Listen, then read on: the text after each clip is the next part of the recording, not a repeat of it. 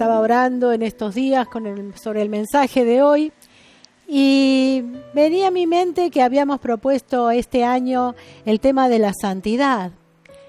Y claro, si ustedes recuerdan, en general cuando el tema propuesto en el año, una vez por mes hacemos un estudio profundo que da algún hermano o alguno de los pastores, y este año no fue así. Yo decía, en un momento pensaba, al final este año quedó así como medio trunco esto, y lo charlábamos con el pastor. En algún momento decía, pero en realidad charlando el Señor nos hacía ver que Él mismo nos dio las clases de santidad.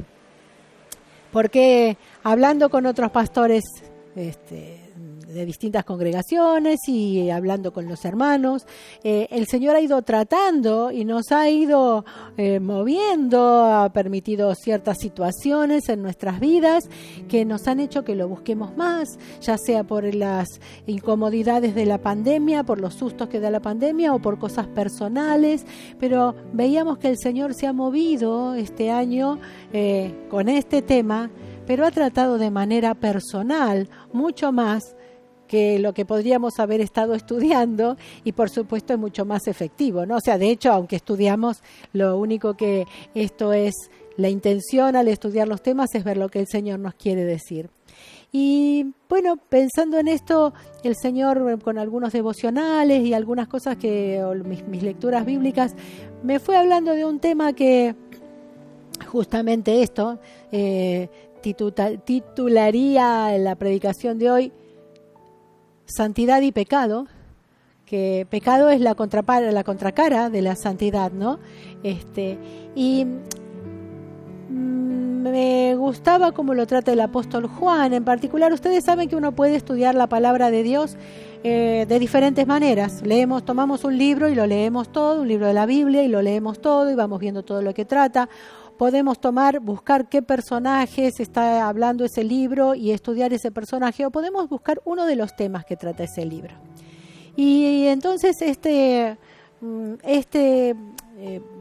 tema que veía desde el libro de Juan, porque estaba leyendo Juan y me llamó la atención, y el Señor me hizo mirar un poco cómo trata Juan el tema del pecado y la santidad. Primero quiero leerles algo que dice el apóstol Pablo. En 1 de Tesalonicenses 3, versículos 12 y 13, dice: y el Señor os haga crecer y abundar en amor, unos para con otros y para con todos, como también lo hacemos nosotros para con vosotros, para que sean afirmados vuestros corazones, irreprensibles en santidad delante de Dios nuestro Padre, en la venida de nuestro Señor Jesucristo con todos sus santos. Quiero resaltar, 2 o 3 cosas. En primer lugar, de este texto, cuando dice que haga crecer y abundar, dice que en el idioma original habla de ese crecimiento de sobrepasar y derramarse, ¿no? Me hacía imaginar cuando un río se desborda por todos lados. Bueno, este es lo que el deseo del apóstol Pablo, ese deseo de que el amor que haya en nosotros no sea un amor que a duras penas nos alcanza para nosotros, para la familia, para algunos de los hermanos más queridos, sino que crezca de tal manera que abunde para con todos, ¿no? ¿Y qué es este amor? A veces uno confunde, el amor, los corazoncitos, la musiquita y esa cosa romántica, pero en realidad el amor verdadero es un deseo desinteresado del bienestar por el otro. Porque dice, Dios nos amó y mandó a su Hijo. Totalmente desinteresado el deseo, sacrificial directamente, ¿no? Bueno, este es el amor. Bueno, este amor es el que tiene que estar presente, dice, en cada uno de nosotros, ¿no? Dice, unos para con otros. Primero se refiere como entre los hermanos. Bueno, a ver, esto es lo más importante, pero ojo, que no se quede acá adentro, que no se quede en tu círculo de amistades tan lindo y precioso, sino que dice, para con todos. Todos es fácil. Cualquier otra persona que no seas vos, tenés que darle ese amor, ¿no es cierto? Dice el apóstol Pablo, yo me puse como ejemplo, me pongo como ejemplo, como lo hacemos nosotros, dice Pablo, él con todos los que estaban. Y fíjense, ¿para qué sirve este amor? Para que nos querramos mucho y qué lindo y nos abrazamos cuando podamos, porque ahora con la pandemia no es solamente para demostrarlo, no dice que sea, dice, fíjense qué hermoso, dice, para que sean afirmados vuestros corazones. ¿no? El amor fortalece estos propósitos internos, estos deseos que tenemos de seguir al Señor y de obedecerlo. No es nada fácil, claro que no. Porque la carne, la humanidad es fuerte, ¿no? Pero esto, dice, cuando el amor está, entonces nuestros corazones son afirmados. Fíjense lo que dice, qué hermoso, ¿no? Irreprensibles en santidad delante de Dios. Qué bueno, cuando siento el amor de mis hermanos, a veces debilidad o flaqueza o a veces hasta desánimo, ¿no? Y que parece que, Señor, nunca voy a lograr la calidad de santidad, la calidad de cristiandad que querés para mi vida, pero cuando vamos en amor, caminando con nuestros hermanos, se afirman estos deseos. Bueno, me apoyo en mi hermano. ¿Vieron como cuando uno por ahí se dobló un pie y no puede caminar bien? Bueno, se agarra del brazo de alguien, del hombro de quien lo está acompañando y puede seguir caminando hasta que eso se arregla, ¿no? Entonces, esto es lo que propone, ¿no? Y entonces termina diciendo... ¿no? Que estemos irreprensibles en santidad. ¿Para cuándo? ¿No? Dice, irreprensibles en santidad delante de Dios nuestro Padre en la venida de nuestro Señor Jesucristo. O sea, ¿para qué? Irreprensibles, que cuando el Señor venga a buscar a su iglesia, que cuando el Señor nos lleve a su presencia, que va a ser el momento de dar cuenta de todos nuestros actos, entonces que esos actos hayan sido actos en santidad, ¿no? Que podamos dar cuenta al Señor y quedar libres, ¿no?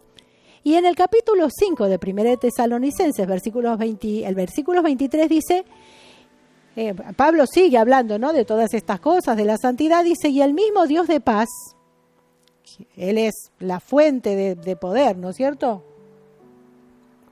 Nosotros por nosotros no podemos, ¿no? Pero dice, este mismo Dios de paz os santifique por completo. Y todo vuestro ser, espíritu, alma y cuerpo, sea guardado irreprensible. Otra vez habla de esa palabra, irreprensible, para la venida de nuestro Señor Jesucristo. Habla de lo mismo, irreprensible en santidad, decía en el 3, ¿no? En el 3:13. Y en este 5:23 dice irreprensible para la venida de Cristo, ¿no? Este Dios de paz, que cuando habla de paz, habla de una paz que ha sido establecida por la cruz, por los méritos de la cruz, ¿no? Esta paz que implica una prosperidad espiritual en el más alto sentido, ¿no? Esta paz que solo se puede obtener por la cruz de Cristo. Y esa misma paz, ¿no? Entonces es ese sacrificio con todo este paquete de bienestar espiritual o de prosperidad espiritual al más alto nivel, ¿no es cierto? Dice que es la que nos va a guardar. ¿Cómo es que lo logro? Porque la verdad que cuando yo me miro, y no lo logro, cada 2 por 3 la pifio en alguna, piso el palito, me engancho en algo que ya sé que no, algo que creí que ya lo tenía terminado, entendido, ya tenía la victoria, y no. Pero fíjense qué hermoso, el versículo 24 nos dice cómo vamos a lograr esto. Dice, fiel es el que os llama, el cual también lo hará. Es algo maravilloso, porque es el Señor fiel, y Él es el que va a hacer que nosotros alcancemos esta victoria. Qué seguridad, qué tranquilidad que nos da, ¿no? A mí ese texto de Isaías que dice que este camino, por torpe que seamos, en este camino no nos vamos a extraviar, es uno de mis textos favoritos, ¿no? Porque el Señor es fiel. Él es el que nos llama y Él es el que nos propone a dónde tenemos que llegar y también nos dice que Él nos va a acompañar, ¿no? Me gustó la versión, la palabra de Dios para todos, para este mismo pasaje, que dice, nosotros oramos, 1 Tesalonicenses 5, 23 y 24, ¿no?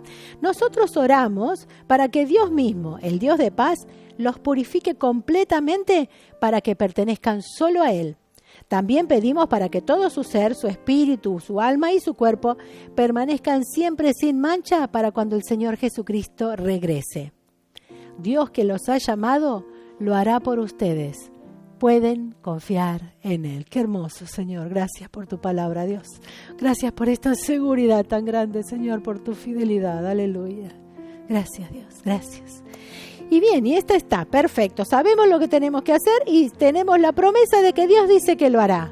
Y en el medio, ¿qué relleno? Tengo los 2 pancitos del sándwich, pero ¿qué? En el medio, ¿cómo es?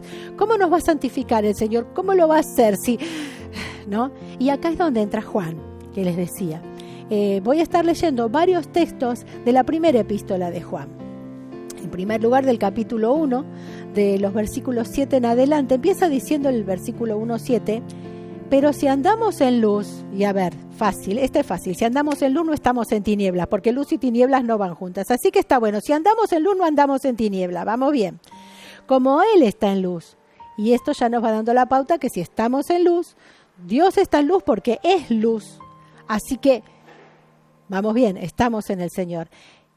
Y acá viene la prueba. ¿Cómo estoy segura de que ando en luz? Porque la verdad que no me doy mucha cuenta. Dice, si andamos en luz como Él está en luz, tenemos comunión unos con otros. Cuando tengo comunión con mis hermanos, entonces eso me va marcando que cuando amo a mi hermano, que entonces estoy amando al Señor, que estoy andando en luz, ¿no? Ahí tenemos la prueba para nosotros, para ir dándonos cuenta. Dice, y la sangre de Jesucristo, su Hijo, nos limpia de todo pecado. Vuelvo a decir el texto completo. Si andamos en luz como Él está en luz, tenemos comunión unos con otros y la sangre de Jesucristo nos limpia de todo pecado. Esto es importante. Dice que nos limpia. ¿Cuándo? Ahora. Nos limpia. ¿Cuándo? Ahora. Y mañana cuando leas el texto y te preguntes ¿cuándo nos limpia? Ahora. Siempre es ahora. No dice nos limpió. El día que aceptaste a Cristo te limpió. Quedaste impecable. Y desde que acepté a Cristo hasta ahora, ¿qué? Sería un problema, ¿no? Tampoco nos dice, nos limpiará algún día, bueno, cuando toque, estás ahí en el canasto de la ropa sucia, un día te va a tocar. No sé si a ustedes les pasa lo mismo que a mí, pero a mí a veces algunas ropas me quedan unos cuantos días, porque eso es roja la ropa, y hasta que junte varias cosas que no me vaya a desteñir, y hay algunas ropas que van pasando, ¿no? Y el canasto casi se vacía, pero esa ropa queda y casi, ¿no? Mire si fuera nos limpiará, y si somos justo el vestido rojo, pero el Señor dice, la palabra dice, su sangre nos limpia. La palabra original habla bien claro, es constantemente nos limpia. ¿Cuándo? Ahora. Pregúntatelo mañana y no va a ser ayer. ¿Cuándo? Ayer te limpió. No. Mañana lo vas a leer y vas a leer la sangre de Cristo, su Hijo, nos limpia ahora. Esta santificación. Esto es la santificación. Vieron que cuando estudiamos santificación decimos, bueno, sí, cuando aceptamos a Cristo, legalmente o posicionalmente ya somos santos. El Padre nos ve santos. Pero efectivamente, no. Nos vamos purificando, Dios nos va santificando, Jesús a través de su labor constante nos va santificando hasta que lleguemos a la perfección de la santidad. Bueno, es esto, su sangre nos limpia, ¿cuándo? Ahora, constantemente. Esta es la purificación que hace, que nos lleva a la santidad, ¿no? ¿De qué nos limpia? Y de los pecados más sencillo, porque bueno, algunos ya... No. Eso es otra cosa importantísima. Dice, la sangre de Jesucristo, su Hijo, nos limpia de todo pecado. Y vuelvo a insistir, todo es todo. Todo es todo. Pero este pecado tan grande, tan grueso, tan terrible, sí. Y ese pecadito chiquitito, sí. Y todos los pecados, ¿no? Fíjense cómo sigue diciendo el versículo 8. Si decimos que no tenemos pecado, nos engañamos a nosotros mismos y la verdad no está en nosotros. Y acá hay algo interesante. En este texto no está hablando del acto de pecado, sino que está hablando de ese principio por el cual se cometen los actos pecaminosos. Entonces, si decimos, no, a mí el pecado no me atrae, a mí el pecado no me agarra, yo no voy a caer en ninguna, es mentira. Es mentira. Porque cuando hablamos de pecado no hablamos solamente de matar a otra persona a sangre fría. ¡Qué horror! Sí, es un horror, desde ya. Pero cuando hablamos de pecado hablamos de enojo, hablamos de envidia, hablamos de chusmerío, hablamos también de las otras cosas. Por supuesto, hablamos de todo, ¿no? Entonces, si decimos que no tenemos esa inclinación al pecado, esa herencia pecaminosa, como quieran llamarle, ese principio que nos lleva a pecar. El mismo apóstol Pablo decía, miserable de mí, que no hago lo que quiero, sino lo que no quiero, porque la ley del pecado está en mis miembros. Si el apóstol Pablo lo dijo, si está en la Biblia, mire, por más que creyéramos que somos perfectos, no hagamos como Pedro, no, Señor, yo jamás te voy a negar, y después escuchemos lo que el Señor nos dice para estar preparados, ¿no? Entonces dice que si decimos que no tenemos pecado, ¿a quién engañamos? ¿Al otro? No, si el otro nos ve el carácter podrido que tenemos y se da cuenta, o las fallas que tenemos. ¿A Dios engañamos? No, al único que engañamos, dice, es a nosotros mismos. Y lo peor de todo, que la verdad no está en nosotros. Y todos sabemos lo que el Señor Jesucristo dijo que es. Entre todos los yo soy que el Señor dijo que Él es, dijo que Él es la verdad. Así que miren qué terrible. Porque si la verdad no está en nosotros, quien no está en nosotros es Jesucristo. ¿Y qué hacemos si no tenemos a Cristo? ¿No? Tremendo. Sigue diciendo el versículo 9. Si confesamos nuestros pecados, ¿qué quiere decir confesar? Literalmente, tal cual, significa decir lo mismo. ¿Decir lo mismo que quién? Que Dios. Dios dice que tenemos una naturaleza pecaminosa, que hay cosas que hacemos que a Él le desagradan. Entonces, si confesamos, o sea, si decimos lo mismo de nuestros pecados, Señor, tenés razón, este enojo no es lo que a vos te agrada. Esta forma de hablar, esta forma de tratar a mi familia o de tratar a mi compañero de trabajo o a mi empleado o a mi subalterno o a mi superior o al almacenero de la esquina, esta forma no es la que a vos te agrada. Si confesamos, ¿no?, nuestros pecados, ¿no? O sea, al confesar nuestros pecados vamos a andar en luz. Y lo que significa, ahí sí, acá sí está hablando de nuestros actos. Estamos aceptando la responsabilidad de nuestros actos. Ah, no, yo tengo este carácter así podrido porque lo heredé de mi abuelo. Usted no sabe lo que era mi abuelo, era malísimo, terrible, y por culpa de mi abuelo yo soy así. No, bárbaro. Puede ser que tú heredaste el carácter de tu abuelo, que era un gallego, ¿no? Enojón, duro.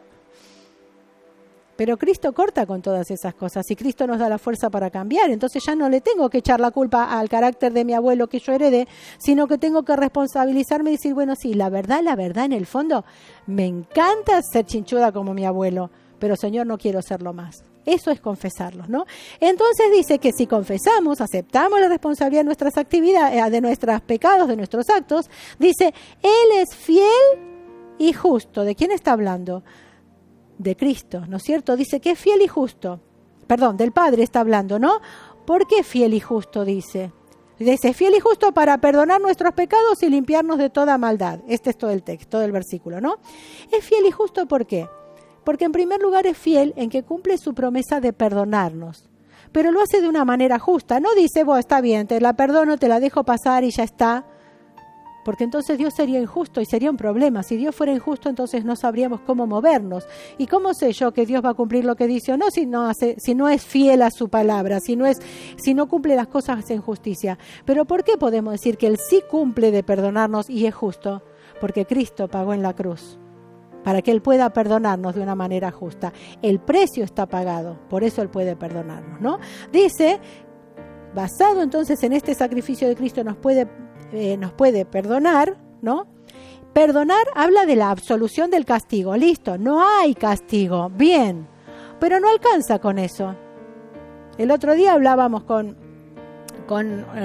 unos hermanos de un arbolito. ¡Ay, qué lindo tu arbolito! ¿Tenés una maceta ahí? No, dice, cada 2 por 3. Lo corto todos los años porque ahí me molesta y vuelve a crecer. ¿Por qué?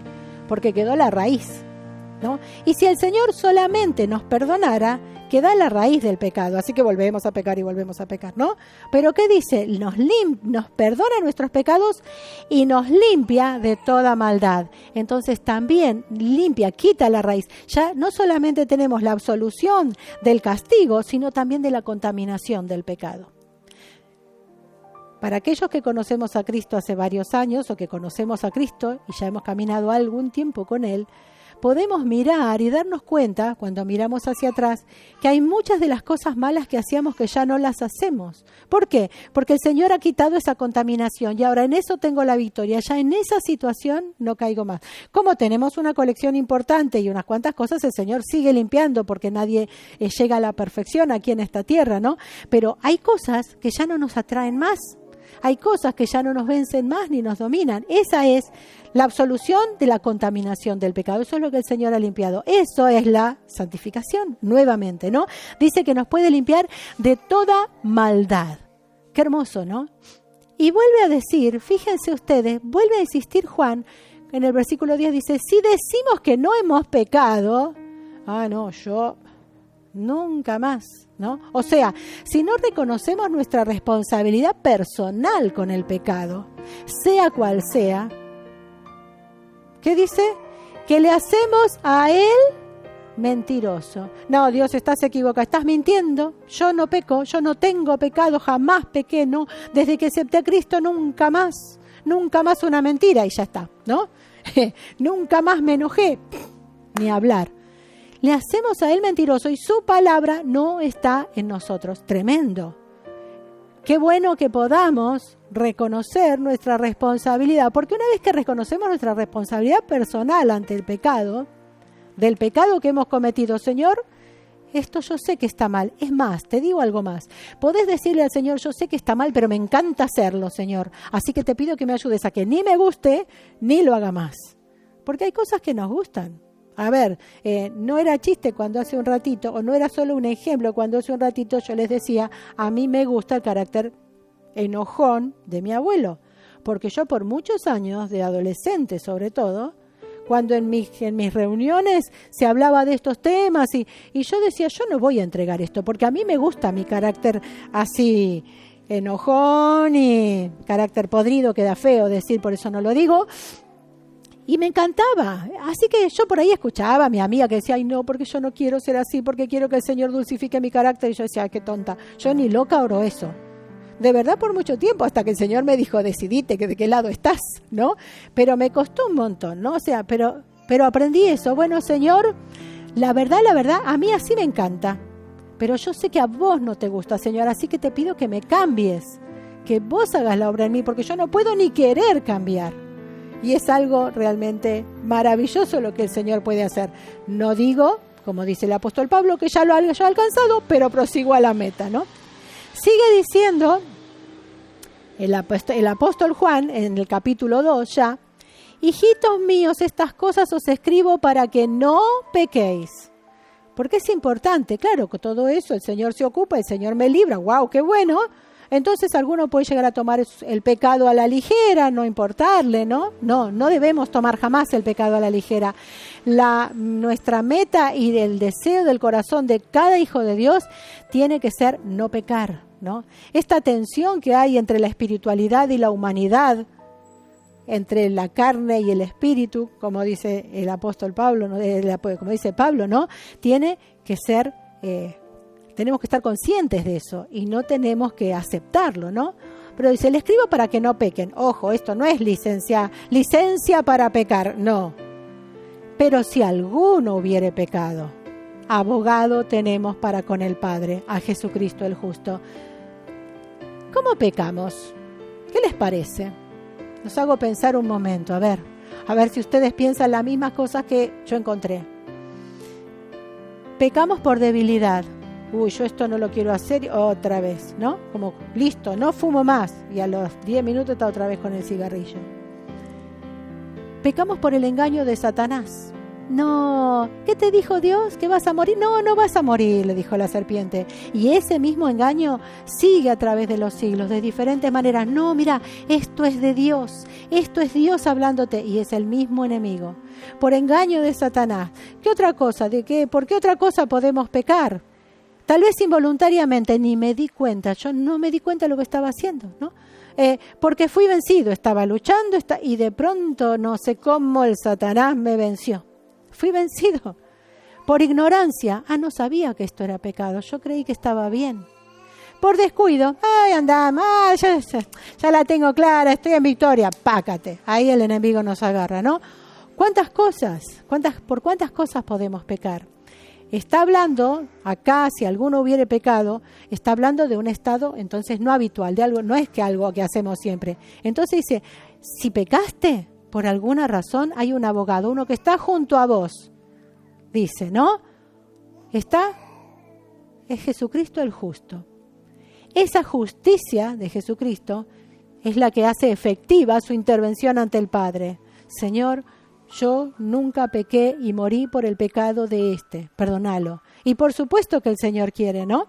Qué hermoso que el Señor pueda hacer esto. Ahora, Este conocimiento tan maravilloso, tan glorioso de que el Señor puede ayudarnos a perdonar nuestros pecados, que puede lograr que nuestros pecados sean perdonados, no quiere decir entonces que miremos al pecado como algo más o menos, bueno, viste, no es tan terrible. No, el pecado es lo más negro y horrible que hay, ¿no? Y los peligros que significa pecar. Porque, pues, no importa, peco, total, después el Señor me va a arreglar. No, las consecuencias del pecado. Miremos a Faraón. Bueno, le digo a Moisés, ya está, los dejo ir, la plaga se va. Hasta que un buen día el Faraón no tuvo más oportunidades de arrepentirse, ¿no? Y tantos otros ejemplos bíblicos. Entonces, tenemos que saber que no es para que pequemos. No es para que lo tomemos a la ligera, no es para que minimicemos la maldad y la negrura del pecado, sino para que sepamos que ante ciertas circunstancias, ante nuestra debilidad, error, engaño de Satanás, ser vencidos, no darnos cuenta o lo que fuera, el Señor nos puede perdonar. Sigue diciendo el versículo 2, y Él, hablando de Cristo, es la propiciación por nuestros pecados. ¿Qué es la propiciación? La propiciación habla de satisfacción, de aplacar o apaciguar la ira de alguien, ¿no? Alguien que ha sido ofendido. Tiene que ver, por supuesto, en este caso, con la reconciliación del hombre con Dios, la remoción o perdón de sus pecados. Y esto es, por supuesto, a través de la sangre de Cristo, a través de Jesucristo el justo, como dice este texto, ¿no? La propiciación es el remedio perfecto para el problema del pecado. Dice que es la propiciación por nuestros pecados, dice, y no solamente por los nuestros, porque otra vez, porque nosotros somos sus hijos, sus elegidos, no. Dice, sino también por los de todo el mundo. Todo el mundo tiene en Cristo la propiciación, la reconciliación con Dios, la remoción de sus pecados. Dice que la echó a lo profundo de la mar, donde nunca más los va a ir a buscar en Cristo, ¿no? Y me gustaba, en el 4:10 de Primera de Juan, dice algo muy similar. Fíjense, dice, en esto consiste el amor, no en que nosotros hayamos amado a Dios, sino en que Él nos amó a nosotros y envió a su Hijo en propiciación por nuestros pecados. Dios nos amó de tal manera que mandó a Cristo para que pueda reconciliarnos con Él. El Señor nunca estuvo enojado, el Señor siempre nos está esperando, pero por nuestro pecado no pudo tener más comunión, pero sin embargo siempre estuvo esperando y siempre está esperando que cada uno se acerque a Cristo. Y volviendo un poquito más adelante, yéndonos atrás en Juan, en el capítulo 3, lean ustedes después toda la primera epístola de Juan, tomando en cuenta todo esto, pero pensando siempre en pecado y santificación para tener un panorama bien completo, ¿no? Juan les dice, y sabéis que Él, refiriéndose a Cristo, apareció para quitar nuestros pecados y no hay pecado en Él. Puede quitarnos los pecados porque no hay pecado en Él. Y en el versículo 9 dice, todo aquel que es nacido de Dios no practica el pecado, porque la simiente de Dios permanece en él y no puede pecar porque es nacido de Dios. Y es interesante mirarlo. Les voy a leer otra versión, la Nueva Traducción Viviente de este versículo que está muy claro, es el 1 de Juan 3:9. Dice, los que han nacido en la familia de Dios no se caracterizan por practicar el pecado. ¿A qué habla de practicar el pecado? De que no practicamos el pecado. ¿Qué es practicar el pecado o practicar algo? Es un acto realizado de manera habitual, de manera voluntaria, por alguien que sabe lo que está haciendo. Eso es así. Se los repito, lo que es algo de practicar, algo que es realizado de manera habitual, de manera voluntaria, lo quiero hacer, y por una persona o por alguien que sabe lo que está haciendo. Ya sé que esto no lo tengo que hacer, pero yo lo quiero hacer y lo voy a seguir haciendo. Ese es practicar el pecado, ¿no? Y esto es lo que el Señor dice, este es lo que este texto dice. No se caracteriza, el que realmente ha nacido en la familia de Dios no practica el pecado, no puede. ¿Por qué? Dice, porque la vida de Dios está en ellos. Así que no pueden seguir pecando porque son hijos de Dios. Y pueden, se habla de una imposibilidad ética y moral. ¿Por qué? Porque cuando hago macanas, cuando peco, el Espíritu Santo me contrista. El Señor me habla y me dice, eso está mal. En ese aspecto no pueden pecar, ¿no? Y entonces, Y con este párrafo quiero terminar. En 1 de Juan 5, 16 al 18, parece que alguien le dijo a Juan, che, pero yo vi algunos que dicen ser hermanos, que dicen ser grandes cristianos y qué sé yo, pecando. Ay, sí. Entonces Juan dice, si alguno ve que su hermano está cometiendo un pecado que no sea de muerte, debe pedir por él y Dios le dará vida. Primero me voy a dedicar a debe pedir. Esta palabra pedir habla de una intercesión insistente. Señor, te pido por mi hermano, lo vi pecando, lo vi cayendo en pecado. Señor, te pido por él. Intercesión insistente. Y sigue diciendo el versículo, estoy leyendo la Reina Valera contemporánea. Esta oración, este pedir, vale para los que cometen un pecado que no sea de muerte, ¿no? Tal vez alguno dice, bueno, ¿qué será? ¿Cómo será esto del pecado de muerte? Mire, en primer lugar, lo que estamos viendo acá es alguien que tal vez está pecando y no se dio cuenta que está pecando y persiste en este pecado, ¿no? Pero fíjense que él dice al principio, dice, si alguno ve que es su hermano. Está hablando del hermano, eso quiere decir que está en la congregación de los santos. Es un creyente, en esa comunidad de creyentes. Está viviendo en pecado, algo no está funcionando bien, tal vez no se dio cuenta de lo que está haciendo. Tal vez le parece que está haciendo la obra de Dios. Pensemos en el apóstol Pablo cuando era Saulo, que perseguía a la iglesia de Dios. Y él perseguía a los creyentes, a los seguidores de Cristo, porque creía que estaba sirviendo al Dios de sus padres, al mismo Padre del Señor Jesucristo. Él creía que estaba haciendo lo mejor para Dios, pero en realidad estaba persiguiendo. ¿Y no era un pecado? Sí, claro que sí. Dios obró en eso, ¿no? Entonces, acá Juan dice, bueno, si alguien ve a un hermano que peca, bien, ore. Y vuelve a hablar de este pecado de muerte. Hay pecados de muerte y yo no digo que se pida por ellos. Y entonces uno acá empieza a decir, bueno, ¿cuál será el pecado de muerte? Mire, no está hablando de un tipo de pecado, sino en realidad está hablando de la disposición del alma. Porque no hay un pecado más pecaminoso que otro. Ay, sí, pero es más grave empujar a una persona o golpearla que matarla. Sí, a nivel humano es más grave, sí. Pero a nivel pecado es pecado. No hay diferencia, es pecado. Entonces, ¿cómo sabemos? ¿Quién puede juzgar? Lo que sí es pecado de muerte es la disposición del alma.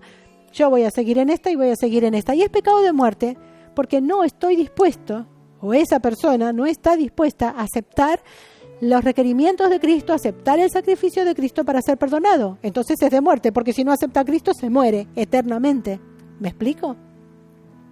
Entonces, dice, hay pecados de muerte. Ese pecado, ¿no? Que es, otra vez voy a decir, que es cometido voluntariamente, que es cometido a sabiendas, que es cometido habitualmente y con la disposición de no dejar de hacerlo. Ahora, ¿quién sabe cuál es la disposición del alma? ¿Quién sabe cuál es la intención de esa persona, de cada uno? Solo el Señor. Entonces, ¿qué nos queda a nosotros? A nosotros nos queda orar. Como creyentes no tenemos ni que investigar, ni no necesitamos saber nada. Nuestro papel no es saber y juzgar y decidir, porque el único que conoce las intenciones del corazón es el Señor. Nuestro papel es orar, ¿no es cierto? Pero entonces ahí Dios se va a ocupar, ¿no? Dice, vuelvo a leer, hay pecados de muerte y yo no digo que se pida por ellos, pero miren, me estaba salteando este versículo y esto es lo importante. Toda injusticia es pecado, pero hay pecado que no es de muerte. Y vos y yo, ¿cómo sabemos cuál es el pecado de muerte y cuál no? Si toda injusticia es pecado. Por eso nosotros tenemos que orar, esa es nuestra tarea. Señor, vi a este que cayó, vi al otro que se equivocó. Señor, bendecilo, libralo, sacalo adelante. Que no se pierda, ¿no? Y quiero terminar con el versículo 18 que dice, sabemos que todo aquel que ha nacido de Dios, vuelve a insistir en esto, no practica el pecado. Pues aquel que fue engendrado por Dios lo protege. Ese es Cristo. Cristo protege a cada uno de sus hijos. y el maligno no lo toca. ¿Qué quiere decir no lo toca? Bueno, dice así, no sabe la que me hizo la vez pasada, una zancadilla que me fui al piso de narices, y eso seguro fue el enemigo, y sí puede ser. Pero lo que significa acá del maligno no lo toca es que no puede apoderarse de uno como creyente, porque es Cristo el que nos está guardando. Estamos, dice, escondidos con Cristo en Dios. Entonces sí, el enemigo nos tira dardos encendidos, sí, pero no puede apoderarse de nuestra alma, no puede apoderarse de nosotros. Entonces, caíste, dice Juan, abogado tenemos. Y quédate tranquilo, que si estás en Cristo, no vas a ser poseído por el diablo para que te lleve a donde quieras. Entonces quiero cerrar con esto. ¿Somos pecadores? Todos. Cristo nos ha salvado. Dejamos de ser pecadores. Aquella naturaleza pecaminosa está siendo tratada por el Señor. Pero nuestra naturaleza caída, la carne, si querés llamarla así, la humanidad nuestra, muchas veces nos tira por diferentes razones. Por ignorancia, por orgullo. Como Pedro, yo no voy a caer y pácate. Porque el enemigo puede engañar. 20.000 cosas puede haber por las que puedas caer en pecado. Por las que pueda tu hermano, tu hermana caer en pecado.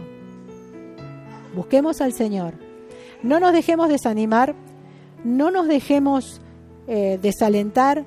No escuchemos al diablo que dice, listo, pecaste, fuiste, ya no sos más hija de Dios, ya no sos más hijo de Dios, dedícate a otra cosa, disfrutá la vida porque te vas al infierno, por lo menos disfrutá lo que te queda. No le hagas caso al diablo con esas cosas. Buscad al Señor, porque tenemos un abogado y tenemos al Señor Jesucristo que está dispuesto a restaurar nuestra vida, a perdonarnos, a ayudarnos, a levantarnos y a seguir adelante.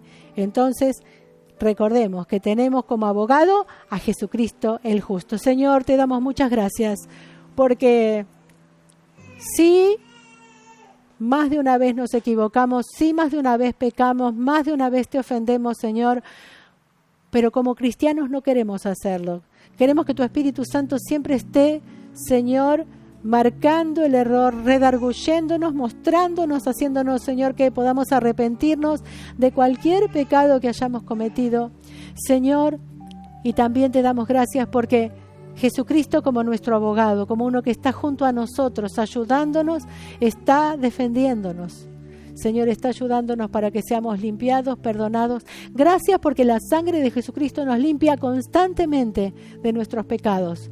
Gracias porque cuando moriste en la cruz, moriste por nuestros pecados presentes, pasados, presentes y futuros, Señor. Gracias porque moriste en la cruz para llevarnos al cielo. Queremos, Señor, tener un corazón dócil. Queremos, Señor, buscar de ti, que el enemigo no pueda ganar, que no pueda engañarnos, que no pueda vencernos, Señor. Queremos tener toda la armadura siempre puesta, Señor. Queremos estar dependiendo de ti, buscando en cada paso tu voluntad, tu guía, tu protección, para que, Señor, podamos andar en luz. Y mientras andemos en luz, vamos también a poder ser luz, como hoy se decía, Señor, para otros. Ayúdanos, Señor, a descansar, a confiar en ti y a que nuestra vida sea, Señor, cada día mejor, más como Cristo. Te damos muchas gracias, Señor, por tu amor, por tu perdón, por tu santificación. Gracias, Señor, por todo lo que estás haciendo en nuestras vidas.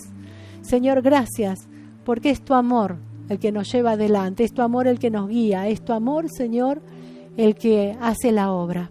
Señor, y si hubiera alguien que no te ha conocido todavía, que no te ha recibido como su Salvador personal, que pueda en este momento, Señor, recibirte para que puedas hacer esta misma obra de limpieza, de restauración en su vida. Dios, que tú te puedas manifestar con tu gracia, con tu poder, con tu amor. Y gracias porque sabemos que así lo harás. Amén. Gracias, Jesús. Gracias, gracias, Señor. Gracias, gracias.